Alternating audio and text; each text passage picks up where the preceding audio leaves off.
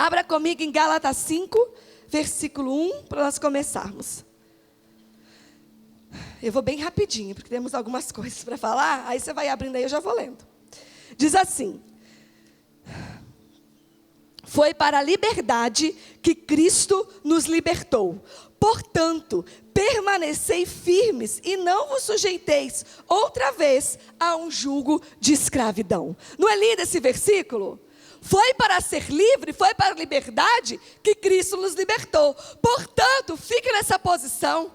E nessa noite nós vamos começar aqui e provavelmente terminar aqui. Vamos ver como Deus vai terminar. Nessa escolha que Paulo nos instrui que façamos, permanecendo firme, não sujeite de novo ao jugo de escravidão. Não volte para um lugar da onde Cristo já te libertou. Amém? Isso parece simples, mas não é. Nós estamos desde quinta-feira aqui, falando a respeito de uma nova mente para um novo tempo. E uma mente, eu ouvi uma frase no final de semana, num curso que a gente fez, que uma mente formatada na escravidão tem dificuldade de viver na liberdade. Né? Eu já testemunhei muito isso aqui, hoje não vou fazer isso, que nem temos tempo, nem é o caso. Mas o quanto, na minha vida, em algumas áreas, a minha mente havia sido escravizada. Como a minha mente tinha fortalezas. Como minha mente já estava formatada debaixo de um jugo de escravidão. E uma mente que foi formatada por muitos anos. Gente, aqui comigo. Tem ainda um agito. Vamos sentar, vamos ficar quietinho. Não vamos conversar. Com muito amor, amém? Mas um que fala aqui rouba a atenção do irmão ali. Onde eu estava? Esse formato que ao longo dos anos a nossa mente recebe, quando ela chega em Cristo, mesmo sabendo, mesmo ouvindo, mesmo entendendo na razão muitas vezes, mesmo repetindo isso, que agora eu não sou mais escravo e eu sou livre, mas está com uma mente tão formatada que continua vivendo debaixo de um piloto automático, como diz a pastora Fernanda, de jugo de escravidão. Eu já sou livre, mas as minhas atitudes, os meus pensamentos, as minhas emoções continuam debaixo de um jugo de escravidão. A Bíblia diz que se o Filho vos libertar, verdadeiramente sereis livres. Fala assim comigo, verdadeiramente livre. Só o Filho, que é a verdade, a pessoa da verdade, Cristo, pode nos fazer verdadeiramente livres. Então repita novamente comigo, verdadeiramente livre. É mais do que saber que é livre, mas verdadeiramente viver como livre. Satanás perdeu sua identidade, né? E por isso ele virou um ladrão de identidade. Você imagina que ele era um anjo de luz, o Lúcifer, né? Ele teve até o seu nome trocado, ele era Lúcifer, o anjo de luz, o querubim mais bonito, responsável pela adoração. Diz a palavra, conduzia 1/3 dos anjos que ministravam na presença de Deus. Até que desejou ser como Deus, até que foi precipitado à presença de Deus e se transformou em Satanás, demônio, capeta, o bicho ruim. Mas ele perdeu a sua identidade. E como isso aconteceu com ele, ele se transformou num sagaz, muito profissional, ladrão de identidade. Mas se ele é muito bom ladrão de identidade, Cristo é perfeito em restauração de identidade a partir dele. E essa identidade, qual é essa identidade que é restaurada quando nós chegamos em Cristo? Eu estou só colocando fundamentos para aquilo que Deus vai falar e fazer essa noite. A nossa identidade é de filhos, obviamente, herdeiros e livres. Fala comigo, eu sou filho. Então, como filho, eu falo, eu sou herdeiro e eu sou livre. Amém. A Bíblia diz em Gálatas também, no versículo 4, capítulo 4, versículo 7, Diz assim: portanto, tu não és mais escravo, mas filho. E sendo filho, és igualmente pleno herdeiro, por decreto de Deus. Gálatas 3, volta mais um pouquinho, 16, nós estamos andando para trás. Diz assim: desse mesmo modo, as promessas foram feitas a Abraão e a seu descendente. A Escritura não declara e aos seus descendentes, no plural, como se referindo a muitos, mas exclusivamente ao seu descendente, transmitindo a informação de que se trata de uma só pessoa, isto é, Cristo. Paulo, não projetou, né? Paulo faz uma referência a Gênesis, tem várias vezes em Gênesis, mas por exemplo, Gênesis 12, 7. A promessa que cita aqui está em Gênesis 12, 7. Diz assim, prepara depois o Gálatas 3,16 que eu vou querer projetar. O Senhor apareceu a Abraão e disse: a sua descendência darei esta terra. Abraão construiu ali um altar dedicado ao Senhor, que lhe havia aparecido. O Senhor fez uma promessa de multidão, de ser pai de nações. Abraão era o pai da fé. E nós sabemos que ele fez essa promessa para Abraão e para a sua descendência. No original, eu fui para pesquisar, o que fala em Gênesis capítulo 12, versículo 6, versículo 7, para essa descendência ou descendente, é a palavra, é umas letras que eu não sei falar, mas parece com zera, fala zera, que de acordo com o dicionário Strong significa semente, semeadura ou descendência. Ou seja, a palavra é singular. Então é certo o que Paulo está falando. Aqui em Gálatas é descendente, é singular. Como Paulo aponta. Mas remete a toda a descendência de Abraão, que herdaria a terra de Canaã. E também para Cristo, que descende de Abraão. E nos introduz na Canaã celeste. Ou seja, quando Paulo fala aqui, ele fala assim, vamos lá em Gálatas, onde eu já li, 3,16. Ele diz, quando as promessas foram feitas a Abraão e a seu descendente, ele fala assim, ele conhecia muito bem as Escrituras. Ele fala assim, ó, a Escritura não declara no plural, não é a seus descendentes, como se referindo a muitos, mas exclusivamente a seu descendente, transmitindo a informação de que se trata de uma só pessoa, isto é, Cristo. Quando o Senhor promete a Abraão e a sua descendência, o Senhor prometeu no original a Abraão e a seu descendente, Cristo. A sua promessa foi feita a Abraão e a seu descendente, Cristo. Então a promessa, a Bíblia falou, a gente já leu, que a herança, a promessa é para filhos maduros. E quem são os filhos maduros? Quem tem sido, dia após dia, edificado à estatura do varão perfeito que é Cristo. As promessas vão sendo reveladas, a herança vai sendo manifesta, porque entregue ela já foi, mas ela vai sendo manifesta a mim, à medida que eu vou amadurecendo na fé. O que é amadurecer na fé? É fazer 10 institutos teológicos, importantíssimo estudar, não. Mas amadurecer na fé é quando de Cristo está sendo formado na minha vida. A promessa é para os filhos maduros, para Abraão e para seu descendente, para aquele que porta Cristo. A maturidade em nós fala da medida de Cristo que está sendo formado em cada um de nós. A promessa já está dada.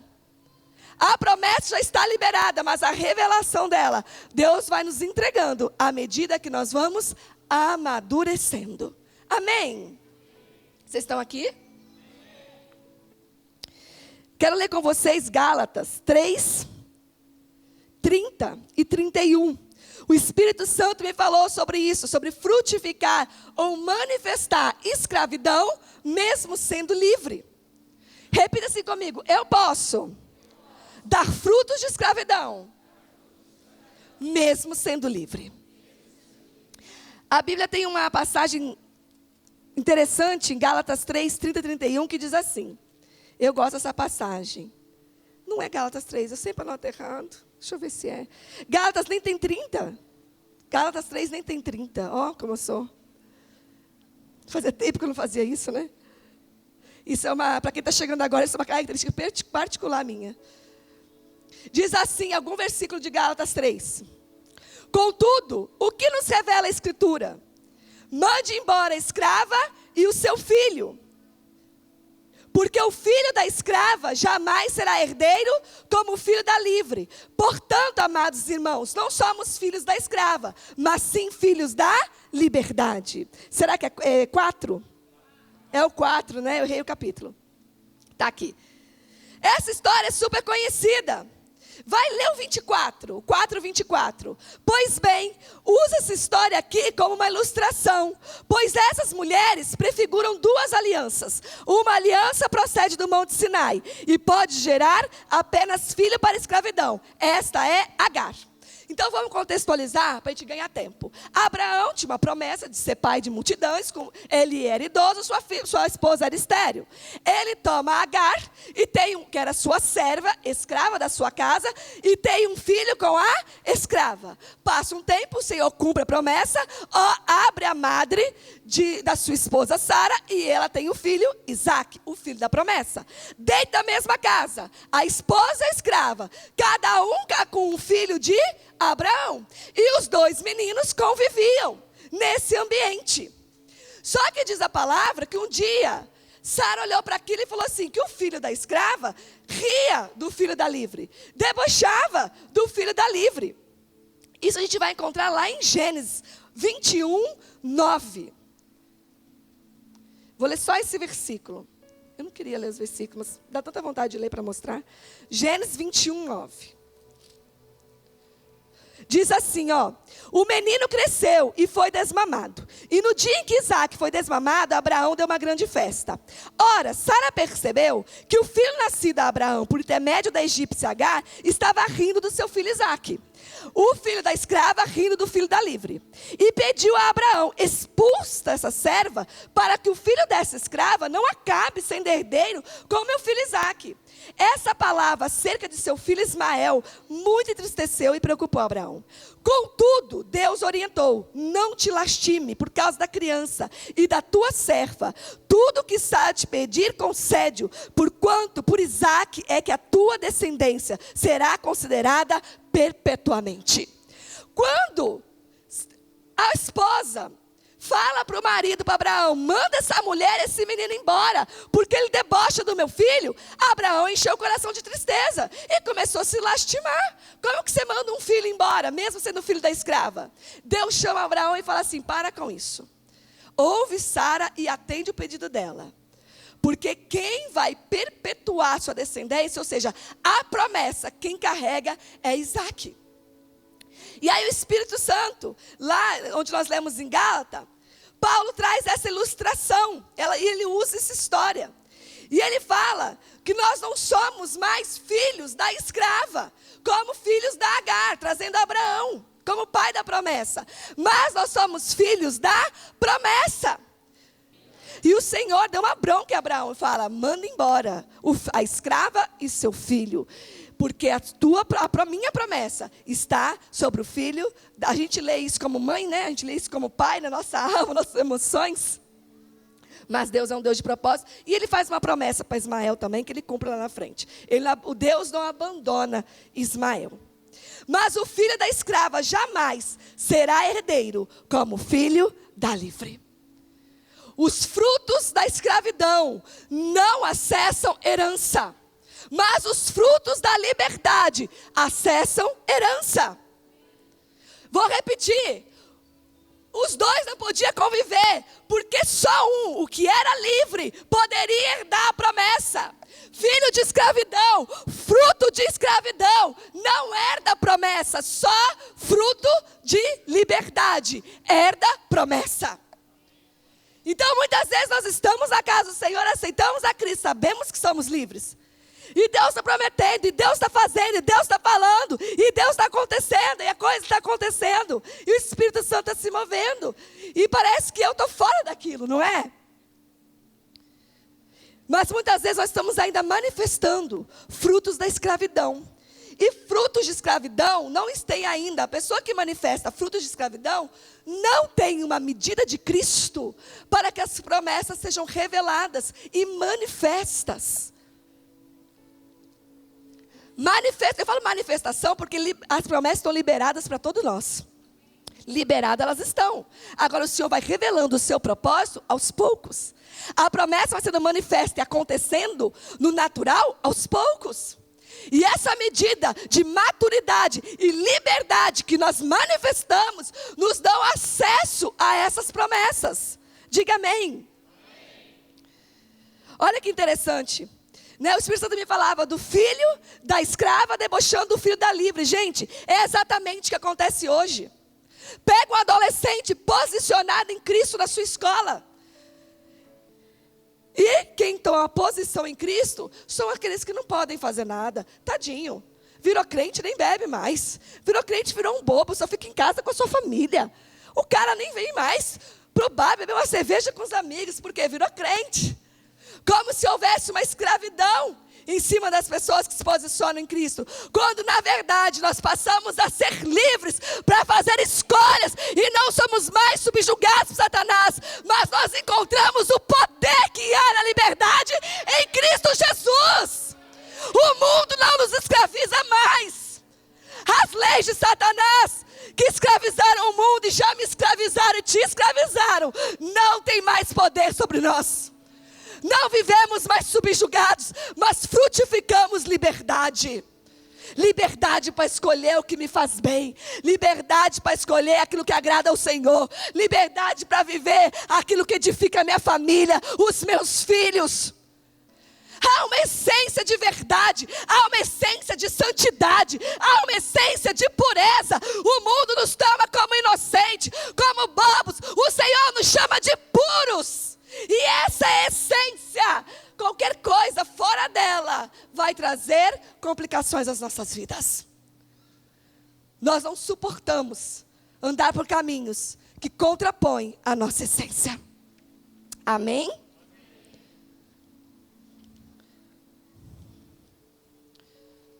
Vocês estão aí? Está dando para acompanhar? E esses cativeiros, falando da escravidão, nós temos um pensamento muitas vezes equivocados de que eles são externos. Eu vou explicar, quando na verdade eles são internos. Então o primeiro cativeiro que a gente mais pensa, é mais fácil de exemplificar, esses cativeiros que insistem em nos aprisionar, eles são sempre internos. Então, exemplo clássico, e você pode crer em mim, que falta de recurso financeiro não é um cativeiro. Falta de recurso financeiro não é um cativeiro, mas o espírito de miséria, produzido pela falta de recurso financeiro, é um cativeiro. Amém? Eu já contei meu testemunho em relação a esse espírito aqui na casa. Tem uma palavra ali na TV Rica, lá no site, vencendo nas finanças, acho que é isso. Que eu conto toda a minha história com esse espírito, se você quiser, tiver curiosidade. Está lá detalhado. Mas falta de dinheiro não é cativeiro. A gente se sente preso, A gente se sente aprisionado, sem poder se locomover. Eu quero fazer as coisas, me falta dinheiro, e ali eu me convenço que eu não posso, porque me falta dinheiro. Falta de dinheiro não é cativeiro, mas o espírito de miséria sim. Outro cativeiro. Então, o primeiro cativeiro que eu falei é o espírito de miséria. Esse espírito que nos aprisiona, onde que minha mente tem uma fortaleza, que eu não tive recurso, eu não tenho recurso, eu não estudei, meu pai não tem herança para me dar, eu não posso chegar a lugar algum. Isso é uma das manifestações do espírito de miséria na nossa mente. Outro cativeiro são as marcas, as mágoas e ressentimentos do passado. Quem aqui já teve a oportunidade de conviver com alguém que está sempre relembrando daquela pessoa? A pessoa fica idosa e quando vai te contar as histórias do passado, conta daquela pessoa que fez aquilo, uma mágoa, um ressentimento, que carregou a vida inteira e nunca colocou para fora. Às vezes a gente não é idoso não, às vezes a gente é jovem, mas está cheio de mágoa e ressentimento que nunca expôs para ser curado. Mágoas e ressentimentos do passado só se curam com exposição. Tem que trazer à luz, tem que ser ministrado, tem que liberar perdão. E o Senhor aí tem legalidade para produzir cura. Outro cativeiro é a ansiedade. Olha uma frase que nós aprendemos também, que resume a ansiedade. Ansiedade é viver no hoje, se protegendo, com medo de viver no futuro a mesma dor que já viveu no passado. Então, eu vou falar de dinheiro de novo que fica fácil. Eu já fui muito pobre na infância. Muito pobre. Então, eu fico meu dia a dia hoje, o meu presente, o tempo todo ansiosa, com medo, uma conta que eu não pago, um dia que vai faltar, alguma coisa. A coisa sai do controle, eu não estou pagando minhas contas em dia, eu estou devendo no banco, o banco está me ligando, cobrando, o meu nome foi para o Serasa, e aquilo me gera uma extrema ansiedade. O que é isso? Eu tenho medo de viver de novo aquilo que eu já vivi um dia. Então eu passo o meu presente ansioso. Fico presa aonde? Que cativeiro é esse da ansiedade? Em todas as histórias que eu já tive no passado, na maioria das vezes. Né? Então um jovem ansioso no relacionamento. Uma mulher ou um homem extremamente ciumento. Uma ansiedade do quê? De repetir o que um dia já viveu. E muitas vezes essas coisas que já viveu estão até no inconsciente. Tem gente que tem ansiedade e nem sabe a origem. E muitas vezes as situações que estão lá alojadas no inconsciente, que só o Espírito Santo para trazer à luz.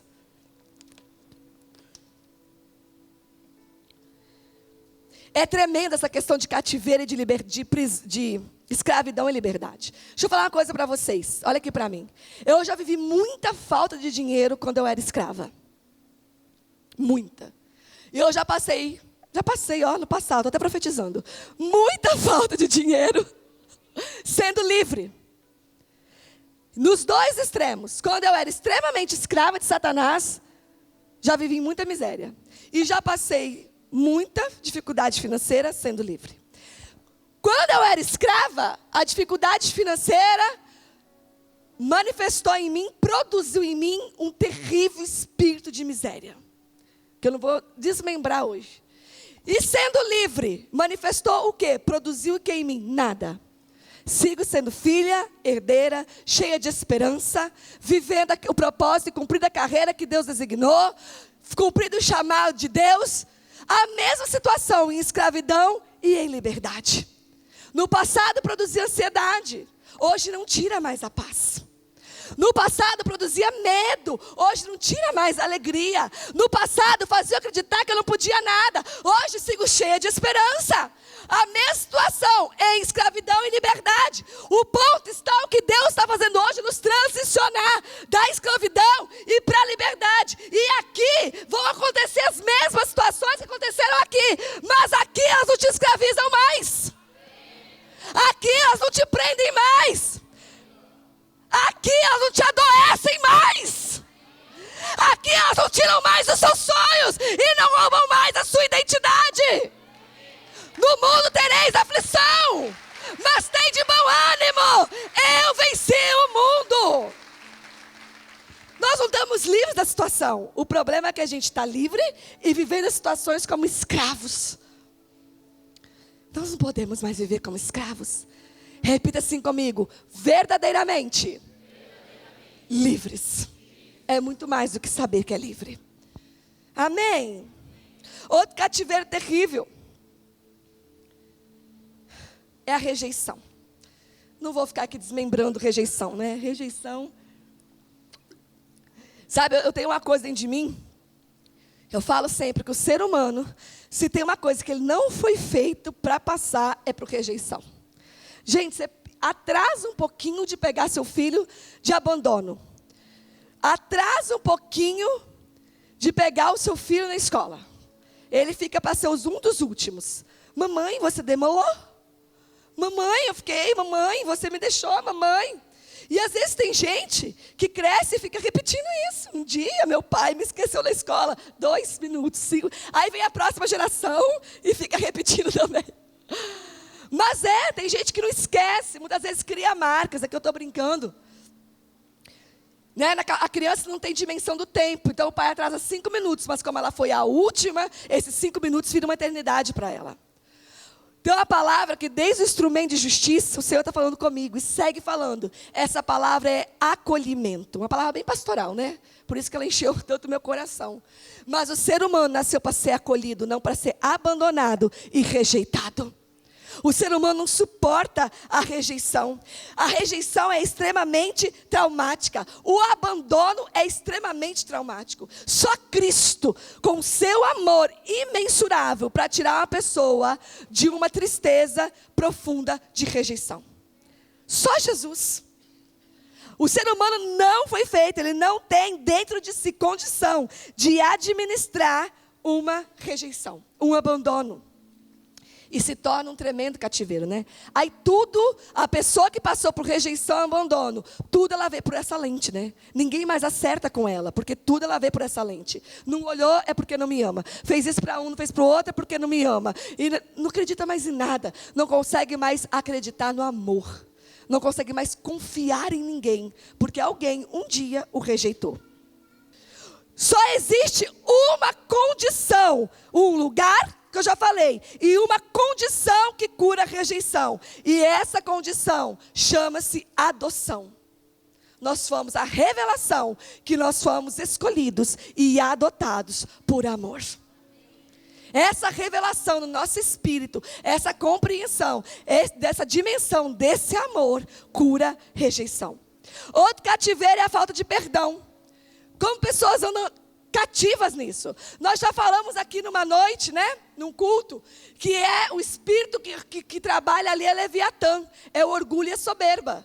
Se não vier me pedir perdão, eu não perdoo. Então eu passo a vida inteira amarrada, porque eu quero que aquela pessoa venha me pedir perdão. Porque é soberbo e orgulhoso, em vez de liberar logo esse perdão. Ou, ao contrário, eu cometi um erro, eu tenho que pedir perdão. Como se eu sou soberbo e orgulhoso? Então, eu não vou me humilhar, eu não vou me abrir, eu não vou me expor.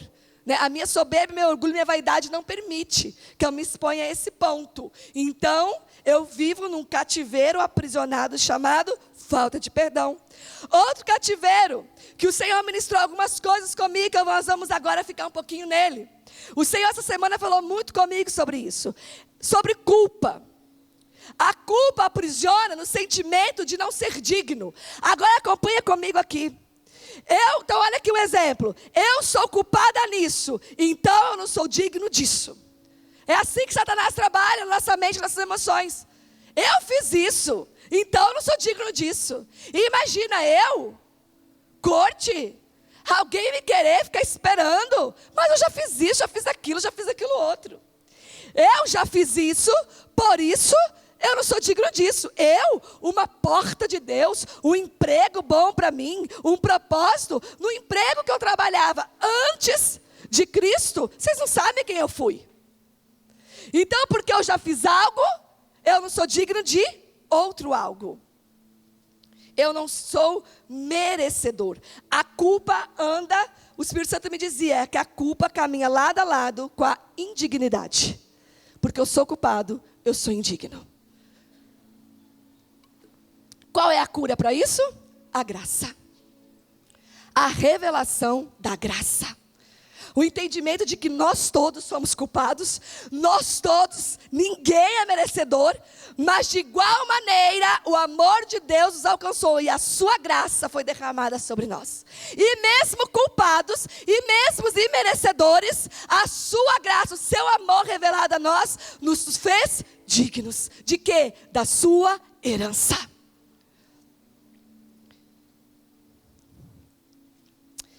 E eu vou falar algo, e deixa eu ir explicando para você.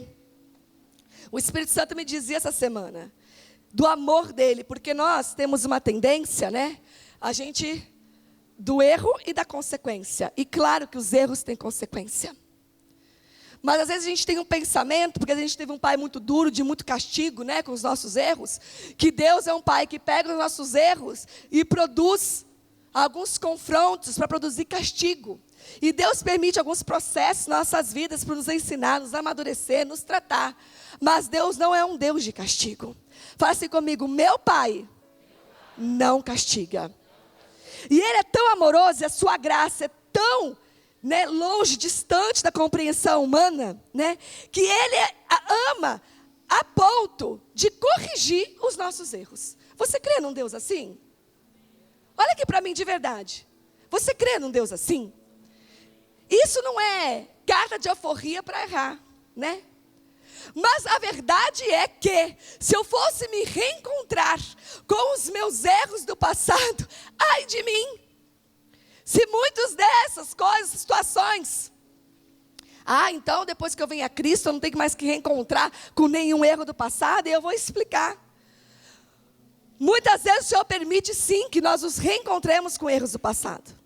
E tem pessoas que estão aprisionadas no cativeiro, morrendo de medo de se encontrar com os erros do passado. Mas o Senhor, quando permite que nós nos reencontremos com os nossos erros, Ele permite para produzir perdão, cura, libertação, restituição e reconciliação. Eu vou dizer de novo, eu vou exemplificar na palavra rapidamente. Deus só permite que nós nos reencontremos com os nossos erros do passado, se for para produzir, repita comigo, perdão, cura, libertação, restituição e reconciliação. Amém? Deixa eu contar 3 histórias rápidas para vocês.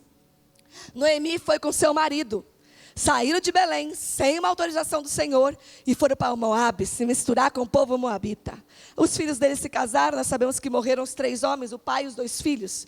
E fica aí Noemi com as suas 2 noras, e ela decide voltar para Belém, e nós sabemos que Ruth volta com ela, ok? Então, Noemi, você imagina para essa mulher, ela fala, não me chama mais de Noemi, me chama de Mara, amarga. A minha vida agora é uma amargura. Você imagina para essa mulher, que saiu da terra dela para fugir da fome, e vai para outra terra achando que ia se dar bem, e tem o marido e os 2 filhos mortos, e a voltar para a cidade de origem, e enfrentar a família, os parentes, os amigos e os vizinhos. Nessa situação, você imagina você com todo o seu orgulho, com toda a sua soberba. Vai e volta muito pior do que foi. Quando ela volta para Belém, o que acontece com ela? Quando ela está de novo e encontro com o seu passado, o que acontece com ela? O que aquela terra dá para ela? A terra que ela saiu dali para não passar fome, que ela cometeu o erro de não ouvir ao Senhor e sair dali. Ali naquela terra o Senhor prepara uma pessoa, Boaz, que ela orienta, a instrui, ela é a forma para acontecer o casamento com a sua nora. E ela é restituída. Ela se torna proprietária de terras. O seu neto entra para a linhagem de Cristo. A vida dela é completamente restituída quando ela se encontra com aquele lugar. Outra história de José. José é vendido como escravo por seus irmãos. Mas é tremenda a história de José, porque mesmo sendo vendido como escravo, em nenhum momento da sua vida, ele manifestou frutos de escravidão. Ele sempre manifestou frutos de um homem livre, assim como Paulo, né? Você lê o que Paulo escreveu na cadeia, você fala assim, o cara era um prisioneiro, mas a mente dele sempre foi livre. Paulo nunca foi preso, o corpo dele foi preso, mas ele nunca foi. É impactante o que Paulo escreve da cadeia. Assim, meu Deus, esse homem estava atrás das grades, sendo chicoteado. E esse homem escrevia isso. A mente de Paulo nunca foi presa, mesmo atrás das grades. José foi vendido como escravo por seus irmãos, mas a mente dele nunca foi escravizada, porque ele tinha um sonho. Nunca puderam escravizar José. E José um dia, depois de toda a trajetória da sua vida, depois de todos os percalços, ele foi preso, tudo que a gente sabe que ele passou. Chega um dia que a família dele, passando fome, vai até onde ele estava no Egito. Ele era o 2º homem do Egito, né? O braço direito de Faraó, administrando todas as riquezas de Faraó. E sem imaginar com quem eles iriam falar, eles se encontram com José. Eles não reconhecem José, mas José reconhece seus irmãos. E quando José reconhece seus irmãos que o haviam vendidos como escravo, José briga com eles, José joga na cara, José chora, José cobra, José humilha e fala, vocês estão passando fome, eu estou rico. É isso que José faz? É isso que José faz? A palavra diz que José os amou, e José os abençoou, José deu terra para eles. José se reconciliou com eles. Porque a escravidão não estava em José. José era curado do que havia passado com ele. E aquele reencontro, quando aqueles irmãos que erraram tão profundamente, quando a palavra diz que eles reconhecem que ali estava José, eles tremeram de medo. Falaram, agora a gente morreu. Agora a gente morre. O nosso irmão está diante de nós e ele é o cara. E nós vamos passar fome que estamos aqui pedindo ajuda para ele. Basta uma ordem dele e manda passar a cabeça em todo mundo. Os caras tremem de medo com toda razão. Mas quando eles se encontram com José, eles acham amor, restituição, reconciliação. Porque José era um homem livre. Porque José era um homem curado. Porque José era um homem sarado. Porque José não estava escravizado naquela situação da infância. Os meus irmãos me venderam injustamente como escravos. Aquilo não foi suficiente para escravizar José. Porque um dia, ainda criança, Deus lhe deu um sonho que revelou a sua identidade. Dos feixes se dobrando diante dele. Do sol e da lua, aquilo ali revelou a identidade de José. E esse sonho de revelação de identidade manteve José livre em todo o tempo, mesmo que sendo escravo. Fala assim comigo, o sonho de Deus para minha vida me revela quem sou, para onde vou, e isso me mantém livre em toda e qualquer situação. Amém. Isso é tremendo. A gente desfruta disso, dessa verdade. Nós temos situações humanas que poderiam ser grades de prisão à nossa volta. Mas nós temos um sonho. Mas nós temos um sonho. Mais do que ter um sonho, o sonho nos tomou. O sonho se tornou a nossa própria vida. E em meio a circunstâncias extremamente adversas, o Senhor nos faz permanecer livres. As situações difíceis não são cativeiros para quem tem uma mente livre. Para quem tem uma emoção curada. Para quem tem uma mente sarada. Não é fácil enfrentar dias difíceis. Eu não estou dizendo que é fácil enfrentar dias de luta. Eu estou dizendo que os dias difíceis de luta não são cativeiros para as nossas vidas. Para quem tem uma mente livre em Cristo. Não nos aprisionam. Não é gostoso muitas vezes. Não é bonito muitas vezes, é vergonhoso. Às vezes é desonroso aos olhos dos homens. Muitas vezes humilhante. Mas não se transforma em cadeias na nossa mente. Não aprisiona os nossos projetos. Não nos tira o direito de sonhar a liberdade e de realizar o que o Senhor nos chamou para realizar. Repita comigo, verdadeiramente livre. Repita com autoridade, verdadeiramente livre. Isso é ser verdadeiramente livre.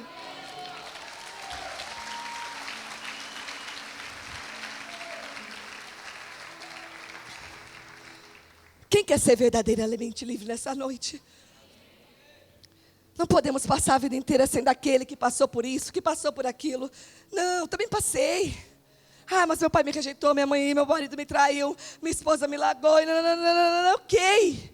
Não falando para você guardar isso dentro de você, não. É muito pelo contrário. Dá nome ao seu cativeiro e exponha. Para que o Senhor venha com luz e te cure. E você seja verdadeiramente livre. Tem uma história tremenda para a gente encerrar, que representa o que eu estou ministrando nessa noite. Vai comigo em Gênesis 32. O Senhor me falou, lê a história de Jacó com Esaú. Gente, é tão tremendo. Projeta aí para mim uns versículos para me ajudar, para o povo acompanhar, para as pessoas acompanharem. E aí nós vamos encerrar aqui. Vocês me dão aqui 10 minutos para a gente contar essa história e encerrar? Vocês falam amém de verdade? Nós vamos acabar, ó, 9h16, 9h26, vamos lá. Que horas é de verdade? Aqui tem um horário, ali tem 9h09, 9h10, então lá está certinho. Então vamos lá. Quem lembra dos dois irmãos, Jacó e Esaú? Amém? Esaú nasceu primeiro, tinha o direito de primogenitura. Falei certo, gente? Primogenitura, ele era o primogênito, exatamente, primogenitura, né? Então, Abraão, Isaac Isaac, o filho de Abraão, então o descendente da promessa ali, tem 2 filhos, que nasce primeiro Esaú. Ele tinha o direito. Mas tem uma história de que sua mãe amava mais Jacó, e diz a palavra que um dia, Jacó fingiu, o dia que Abraão estava lá, Isaac com fome, o filho Jacó, o usurpador, aquele que tem por nome enganador, ele pega, faz uma comida especial, traz para o pai, coloca uns negócios diferentes do corpo, pelo, porque o irmão dele era mais peludo do que ele. O pai estava velho, não enxergava direito. Coloca a mão no filho e fala, é você, Esaú? Com outras, estou resumindo. E o filho fala, sou eu, era nada, era Jacó. Me abençoa, pai. E o filho fala, vou te abençoar. O pai fala, vou te abençoar hoje. Coloca a mão na cabeça de Jacó, achando que era Esaú, e dá toda a herança, toda a bênção que Deus havia dado a Abraão, que Abraão passou para Isaac, Isaac tinha que passar para Esaú, Esaú vai lá, Isaac vai lá e deposita em Jacó. Quando Esaú, que passou uma vida esperando por esse dia, descobre o que havia acontecido, ele decide matar o seu irmão. E Jacó tem que sumir. E Jacó vai para outro lugar, casa com uma filha de Labão, vai administrar as terras do tal de Labão e nunca mais tem contato com a sua família. Jacó, aquele que era o detentor da promessa agora, errou, roubou, mas o pai abençoou, está feito, está consumado. Não tinha mais como voltar atrás. Esse homem agora nunca mais encontra com a sua família. Ele tem que sair fugido depois do que ele fez. Um dia, arrependido, ele decide voltar e se reencontrar com Esaú. E Gênesis 32 conta essa história. Então você imagina o que ele pensava do irmão, né? Aquele irmão que vai me matar. Ele quer se mas ele fala assim, eu quero voltar atrás. Eu quero, por decisão, me reencontrar com os meus erros do passado. Eu quero lá e quero corrigir isso. E aí em Gênesis 32, tem alguns versículos. Quando ele planeja isso, vamos ver um versículo aqui. 6. Ele manda mensageiros para avisar para Esaú que ele estava indo. Os mensageiros contam para Esaú, Jacó, seu irmão, quer vir ter contigo. E voltam encontrar com Jacó e falam assim, os mensageiros voltaram a Jacó com as seguintes notícias. Fomos a teu irmão Esaú. Ele mesmo vem agora ao teu encontro. E há 400 homens com ele. Olha a notícia, né? Mensageiros, vai lá no meu irmão e fala para ele que eu vou ter com ele. Os mensageiros voltam e falam o quê? Não precisa não, agora eu sei aonde ele está, eu vou eu e 400 homens lá. O que Jacó pensa? Agora morri. Ele não vai nem esperar eu ir, ele mesmo vai vir até mim com 400 homens. E aí a palavra diz que ele monta uma estratégia. E a palavra diz que ele quer aplacar a ira do irmão. A estratégia dele eu vou contar para a gente não ler. Ele manda 3 caravanas em 3 tempos diferentes para encontrar com o irmão dele no caminho. Então o irmão dele andava um pouco, encontrava uma caravana. Andava outro pouco, encontrou outra caravana. Andou outro pouco, encontrou outra caravana. O que essas caravanas levavam? Ouro, prata, porco, boi, sei lá, jumento, riquezas. Tudo que ele tinha ele mandou entregar. Em 3 parcelas. A palavra diz que ele deu tudo. Ele pegou toda a riqueza, todos os animais, tudo que ele podia. E ele mandou na frente. Em 3 caravanas diferentes. À medida que o irmão dele andava, ele encontrava presentes. Ele encontrava tudo que o irmão dele tinha. Para ir acalmando o coração do irmão. Para ele chegar lá e não morrer. Quando o irmão chegasse, na verdade. Aí, no versículo 9, Jacó orou. E ele disse assim, ó Deus de meu pai Abraão, Deus de meu pai Isaque, o Senhor que me orientaste, retorna à tua terra, à tua parentela, e eu te farei prosperar. Porque um dia, Deus apareceu a Jacó e falou assim, volta lá na tua terra, volta na tua parentela que eu vou te prosperar. Aí ele tem essa notícia que o irmão dele está vindo com 400 homens, e ele pensa, vai me matar. Ele começa a chorar diante de Deus, Deus, o Senhor, ó homem doente, ó um homem no cativeiro do passado, o Senhor me arma uma armadilha dessa. O Senhor me manda encontrar com meu irmão que vai me prosperar. E ele está vindo a me matar. E a Bíblia fala que ele começa a se lastimar. Você consegue se identificar? O Senhor manda eu fazer isso para eu morrer. O Senhor me dá essa ordem e dá tudo diferente. Eu achei que era para bênção, virou um problema. Não espera a história acabar. Não espera um dia após o outro. Não tem fé e esperança e paciência, mansidão para ver o operar de Deus. Deus dá uma ordem, Deus dá uma visão, Deus manda dar um passo. E na primeira nuvem negra, Deus, o Senhor me enganou. Por que ele acha que Deus enganou ele? Por que ele acha que Deus enganou ele? Porque ele tinha no seu caráter ser enganador. Então ele projetou em Deus o caráter dele. Ele enganou o seu irmão. Então ele pensa, Deus também é capaz de me enganar. E aí ele reclama com Deus. E aí ele começa a orar, livra da mão do meu irmão. Ele vai se lastimando. E nesse tempo, entre ele mandar as caravanas e o irmão e eles se encontrarem, tem aquela famosa e conhecida história de Jacó. Quando ele passa uma noite brigando, vocês vão falar assim, com um anjo. Não, na Bíblia não fala anjo, fala um homem, com H maiúsculo. Ele passou a noite brigando com Deus, né? E o homem prevaleceu, né? Feriu a coxa de Jacó, não é isso? E a Bíblia fala, essa história mais conhecida de Jacó, quando Deus troca o nome de Jacó para Israel. Vai comigo no versículo 23, 24, 22. Naquela mesma noite, Jacó se levantou e atravessou o rio Jaboque, levando consigo suas 2 mulheres, suas 2 concubinas, seus 12 filhos. Assim que as pessoas passaram, Jacó fez que também atravessasse o rio tudo que lhe pertencia. Entretanto, ficou para trás, sozinho. Ó a pessoa se isolando, ó a pessoa com medo, achando que Deus abandonou. Então, chegou um homem que se pôs à luta com ele, até o raiar da alvarada. Quando o homem percebeu que não seria possível dominá-lo, ele tem uma noite inteira de briga com Deus, porque na verdade, a sua alma já estava há dias brigando com Deus. Tocou na articulação da coxa de Jacó, de forma que lhe deslocou a coxa, enquanto lutavam. Então ele declarou, deixai-me ir, pois já rompeu o dia. Contudo Jacó lhe rogou, eu não te deixarei partir, a não ser que me abençoes. Ao que o homem lhe inquiriu, qual é o teu nome? E ele responde, Jacó. Então o homem orientou, com outras palavras, qual é a tua identidade? Porque Jacó significava enganador. E o homem disse, não te chamarás mais Jacó, não te chamarás mais enganador, mas sim Israel, porquanto como príncipe lutaste com Deus e com seres humanos e prevaleceste. Suplicou Jacó prontamente, diz, rogo-te, revela-me, como te chamas? Replicou o homem, por que me perguntas pelo meu nome? Veja que esse nome está com N maiúsculo. E ali mesmo o abençoou. Então denominou Jacó aquele lugar Peniel, face de Deus, porquanto afirmou, vi a Deus face a face, contudo minha vida foi poupada. O que ele tinha no coração? Como eu vou me encontrar com o próprio Deus depois de tudo que eu fiz na vida?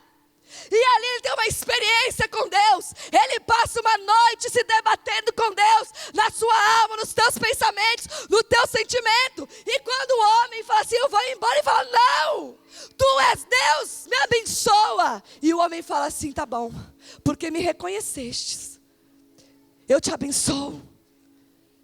Seu nome não vai ser mais enganador. Você agora é Israel, o filho da promessa. Eu troco tua identidade. E ele fala assim, vi Deus face a face. Vi Deus face a face. E minha vida foi poupada. Ele tinha medo até de morrer, de se encontrar com Deus. Eu não sou digno de estar com Deus, porque um dia eu fui enganador. E eu achei que Deus estava me enganando, mas na verdade, Ele estava me abençoando. Um homem doente para um homem curado depois de uma experiência com Deus. Um homem que estava aqui se lastimando e reclamando. Deus, o Senhor está me enganando. O Senhor me armou uma armadilha. O Senhor mandou eu ir no lugar que o Senhor ia me abençoar e prosperar. E eu vou morrer. E agora um homem que passou um tempo com Deus. E fala assim, eu conheço Deus face a face. Ele me abençoou e Ele poupou a minha vida. Um homem restaurado, um homem curado. E este homem restaurado e curado, agora chega o dia dele encontrar o seu irmão. O problema não está em nós encontrarmos com os nossos erros do passado. O problema está em fazer isso doente da alma, aprisionado no cativeiro da alma, das emoções, da mente. Aí nós temos um problema. Não tem problema nós nos encontrarmos com quem nos feriu. Não tem problema nos encontrar com quem a gente prejudicou. O problema está em fazer isso doente. Mas agora Jacó era um homem curado. E aí na sequência, no 33, versículo 1. Olha que lindo. Erguendo os olhos, Jacó observou que Esaú vinha chegando, acompanhado por seus 400 homens. Dividiu então as crianças. Vamos lá, 3. E ele mesmo, passando adiante de todos, por 7 vezes, prostrou-lhe por terra, antes de abordar seu irmão. Ele foi 7 vezes, se ajoelhou na frente de Esaú. Entretanto, Esaú saiu correndo ao encontro de Jacó, e o abraçou e o beijou, e os dois caíram em prantos. Mas antes de eu falar, eu quero ler mais um versículo. Olha o 8 que Esaú fala com ele. Então, perguntou Esaú: e o que me pretendes fazer com todos os rebanhos que encontrei pelo caminho? Ao que Jacó lhe replicou: é um presente para ti, uma maneira de encontrar graça aos olhos do meu senhor. Mandei presentes para você ficar mais feliz comigo. Mas Esaú contestou: eu tenho o suficiente, meu irmão, guarda o que é teu. Esaú estava indo com 400 homens para não ir sozinho. Esaú não tinha no seu coração de matar seu irmão. Era uma mente doente, presa no cativeiro de Jacó, que criou um cenário que não existia. Esaú nem entendeu o que era aquilo. Depois que eles caem no chão, se abraçam e beijam, Esaú olha para ele: por que você me mandou tantas coisas? Para fazer o quê? Ai, Jacó, eu mandei para você, para eu achar graça aos teus olhos. Ele fala assim: eu tenho muito mais do que isso. Toma o que é teu, meu irmão. Não precisa de nada, eu estou te perdoando, eu te amo.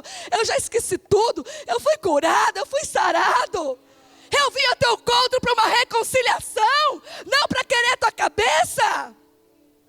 E os dois têm ali um momento de reconciliação na história dos dois. Mas olha a mente de Jacó antes de ter um encontro com Deus. Eu vou me encontrar com meu irmão e ele vai me matar.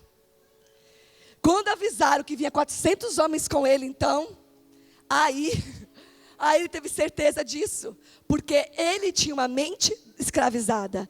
Ele estava com suas emoções naquela prisão do passado, do erro que ele cometeu. Você acha que eu sou digno do perdão do meu irmão? Depois do que eu fiz para ele? A culpa do passado aprisionando o presente na indignidade. Eu não sou digno por aquilo que eu fiz no passado. Não tenha medo de enfrentar o que você fez, o que fizeram com você. Se você já passou por um encontro com Deus e um processo de cura e libertação, se verdadeiramente sois livres, nós nos reencontramos. Se precisar enfrentar e encontrar com os nossos erros, é para perdão, é para misericórdia, é para restauração, é para amor, é para reconciliação. É para isso. Deus não é um Deus punitivo, Deus não é um Deus de castigo, Deus é o Deus da restauração, do novo começo. Esse é o nosso Deus. É um caráter de Deus que só a graça nos revela. 2 Coríntios, projetem para mim, versículo 2 Coríntios 5, 17 e 19. Primeiro Jacó se reconciliou com Deus. Depois ele teve condições de se reconciliar com seu irmão. Lê comigo aí, 2 Coríntios, projeta aqui para mim, para eu não ter que achar, para ganhar tempo. 2 Coríntios 5, o que eu falei? 17 a 19.